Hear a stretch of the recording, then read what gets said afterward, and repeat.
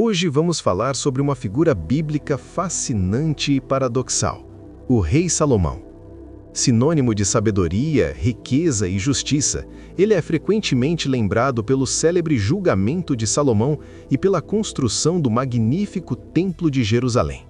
Mas, e se eu disser que por trás desse auge glorioso se esconde uma das histórias de declínio e fracasso mais profundas e perturbadoras de toda a Bíblia?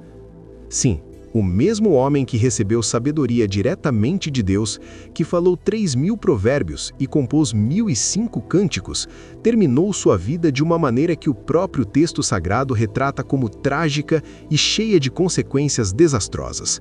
Como alguém tão sábio pôde falhar tão grandemente? Essa é a pergunta central do nosso vídeo de hoje.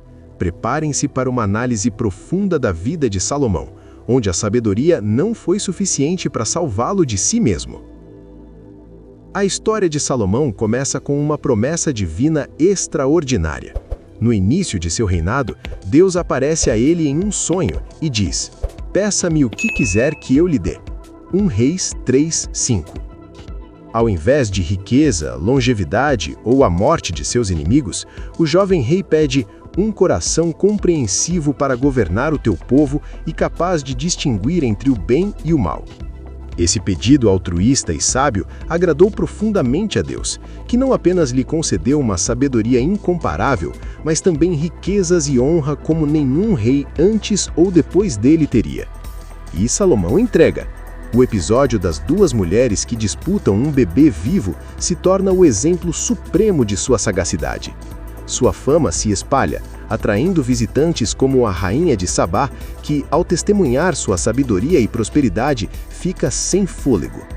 Ele ergue o templo, um projeto monumental que realiza o desejo de seu pai, Davi, e centraliza o culto a Deus em Jerusalém.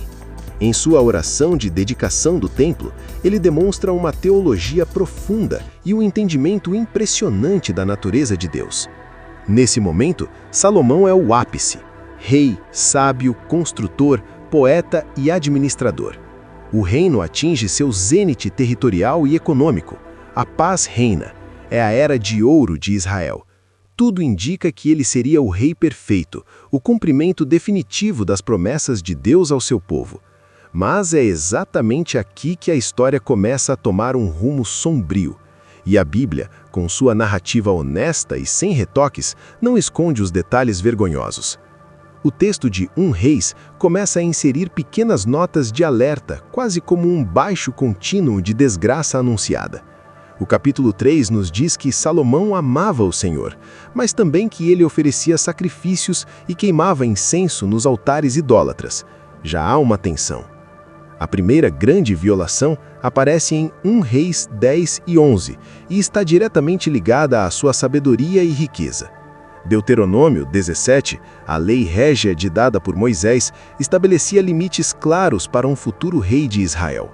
Não multiplicar cavalos, dependência do poder militar, especialmente do Egito, não multiplicar mulheres, para que seu coração não se desviasse, não multiplicar para si mesmo prata e ouro em excesso. Salomão, o homem mais sábio, quebra todas as 3 leis de forma espetacular. Cavalos. Ele acumula 12.000 cavalos e 1.400 carruagens, importando-os do Egito. O poder militar se torna central. Riqueza.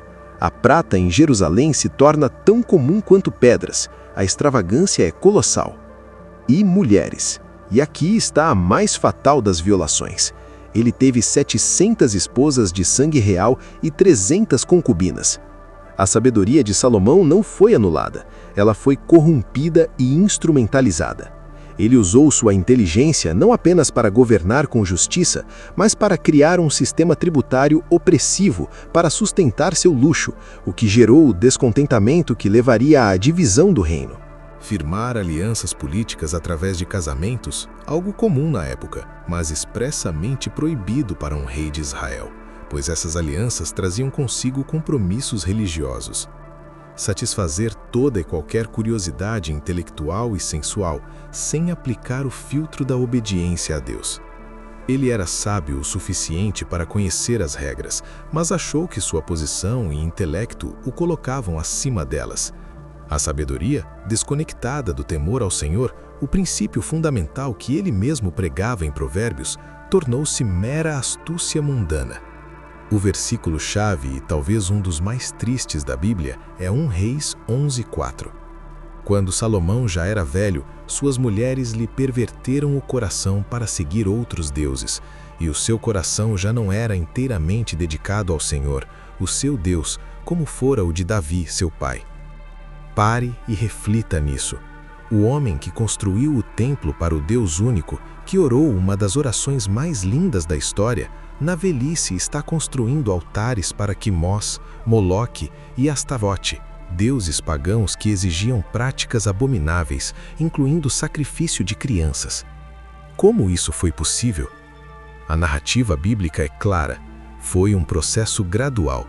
As mulheres que ele amou, outra violação, pois Deus ordenava que os reis não se desviassem com mulheres, lhe perverteram o coração.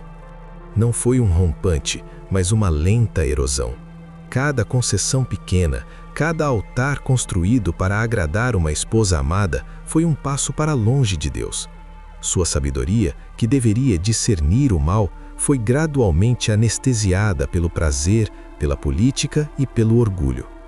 Ele se tornou um especialista em verdades gerais e um fracassado em sua vida particular. Ele podia escrever provérbios sobre os perigos da mulher estranha e da loucura da idolatria, mas não conseguiu aplicar essas mesmas verdades ao seu próprio lar e ao seu próprio coração. A desconexão entre o conhecimento e a prática foi total. Deus não ficou indiferente. A aliança com Davi garantia que o julgamento não viria durante a vida de Salomão, mas viria sobre o reino de seu filho. E as consequências foram imediatas e duradouras. Inimigos surgem. Deus levanta adversários contra Salomão, Hadade, Rezon e Jeroboão, rachando a paz que caracterizou seu reinado. O reino se divide. A profecia de Aías a Jeroboão se cumpre. Após a morte de Salomão, o reino é rasgado em dois, o reino do norte, Israel, e o reino do sul, Judá. A unidade do povo de Deus conquistada por Davi e consolidada por Salomão é perdida para sempre. Um legado de apostasia. Salomão deixou um padrão de sincretismo religioso e opressão fiscal. Seu filho, Roboão, longe de ser sábio, seguiu o pior de seu conselho, levando à rebelião das tribos.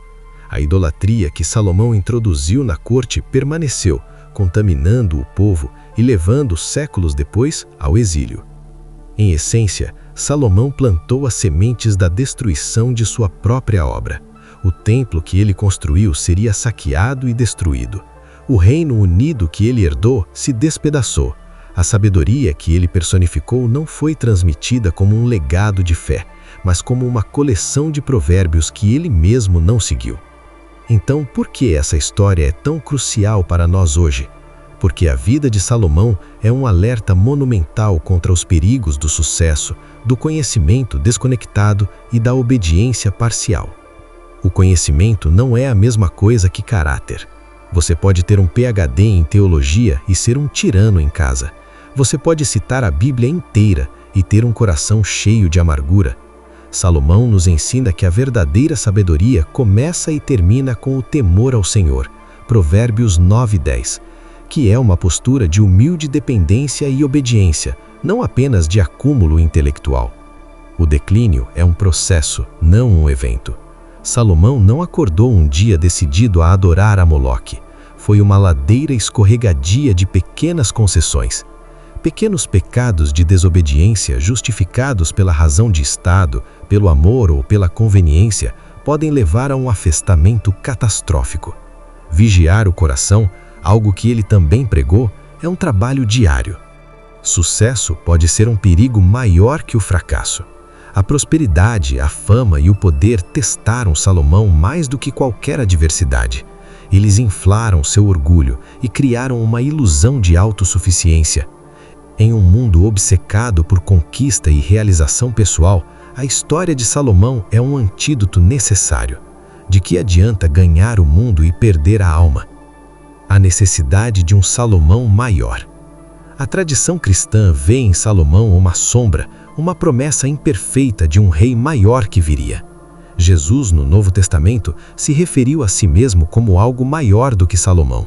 Mateus 12:42. Enquanto Salomão começou em sabedoria e terminou em falha, Jesus Cristo, a verdadeira sabedoria de Deus, 1 Coríntios 1:24, foi perfeito em obediência. Enquanto o templo de Salomão foi destruído, Jesus levantou o templo do seu corpo em 3 dias. Enquanto a sabedoria de Salomão não pôde salvá-lo, a graça de Cristo oferece salvação a todos, inclusive aos que, como nós, vacilam entre a sabedoria e a tolice. Salomão não é um vilão, ele é uma figura trágica. Sua história é um poderoso lembrete de que as maiores bênçãos e talentos, até mesmo um dom divino como a sabedoria, podem ser distorcidos pela soberba do coração humano. Ele é prova de que não basta conhecer o caminho, é preciso andar nele, todos os dias, com um coração humilde e dependente. Ele foi de fato um grande fracasso, mas sua falha não é o fim da história. Ele se torna, nas páginas da Escritura, um aviso solene e um ponto de contraste que nos aponta para a necessidade de uma sabedoria maior, de uma graça mais profunda e de um rei que nunca falha.